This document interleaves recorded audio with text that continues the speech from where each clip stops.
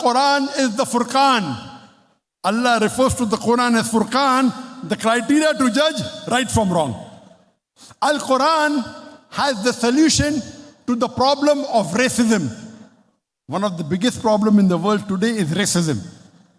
Allah gives the solution in Surah Hujurat, chapter number 49, verse number 13. Allah says, Ya ayyuhan nasu inna khalaqnakum min dhakrin wa untha wa jalnakum sha'uban wa qaba'ila lita'arafu inna akramakum indallahi atqakum inna Allaha alimun khabir. O humankind, we have created you from a single pair of male and female and have divided you into nations and tribes so that you shall recognize each other, not that you shall despise each other.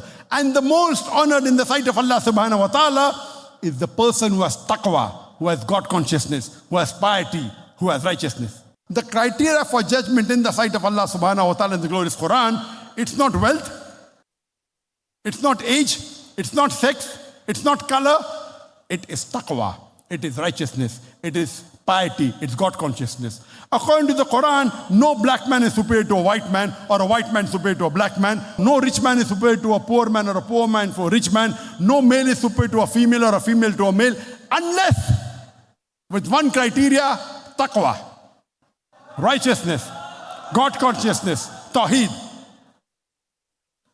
This one verse of the Quran will solve all the problem of racism in the world if the humanity follows this.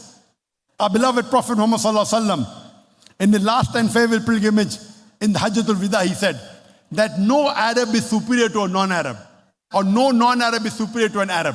A white man is not superior to a black man, neither a black man is superior to a white man, except by taqwa.